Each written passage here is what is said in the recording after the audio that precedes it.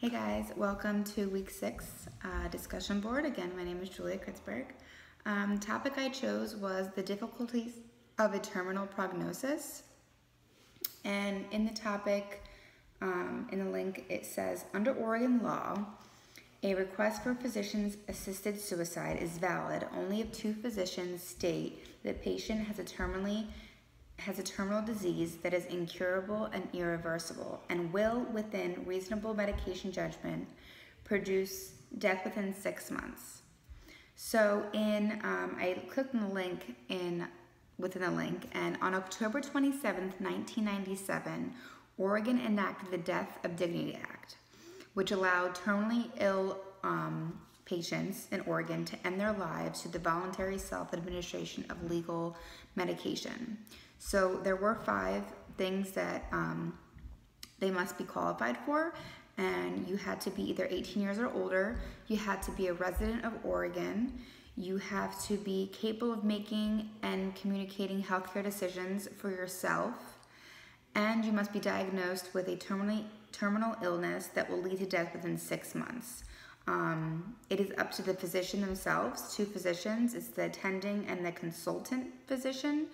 And if all of those 5 things have been met, then you can qualify for the medication. But the medication does take, it mentioned that the actual time frame from terminal diagnosis and request for lethal drugs to the patient's death can range from 14 days to 1,009 days, which is almost 2.5 years. It stated that of 143 patients in Oregon who died from the prescribed drugs in 2017, 14 were diagnosed to have less than 6 months to live in previous years and were given a lethal prescription. And this was true in 19 patients in 2016, 2015, and 2014, which is a small number.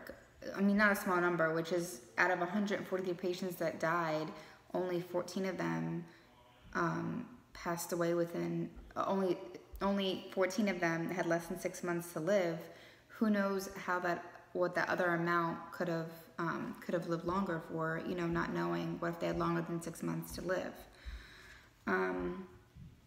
It's kind of crazy to read about this because I didn't know this even, existed, that you'll see something like this in movies or whatnot, and the fact that Oregon created this act and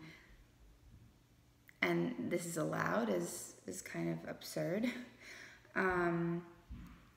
So it also stated that patients predicted to have less than 6 months to live, but many survived for years. So of 90 patients who received lethal prescriptions in Oregon in 2016, but did not take the drugs, only 36 died the same year of other causes.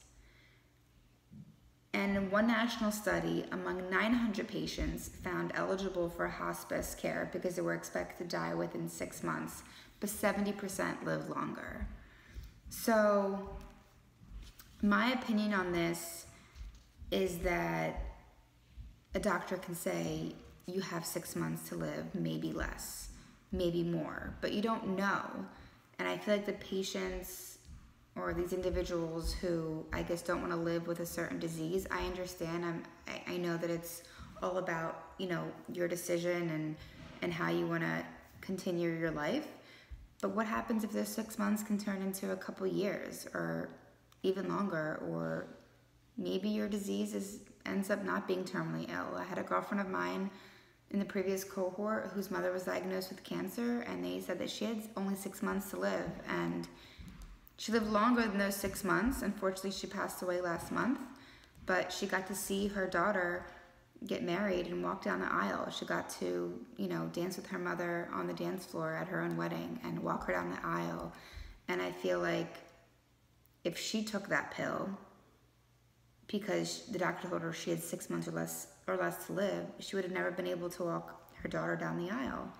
So my opinion is that I think the fact that they have something like this is insane.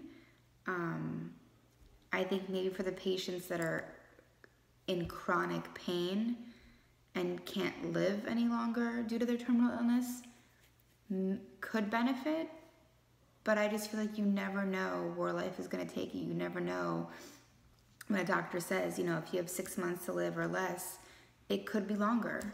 So I don't know if if it's a good or a bad thing. Luckily, you know, it's only in Oregon as of reading this. I hope it's only in Oregon and it's not everywhere.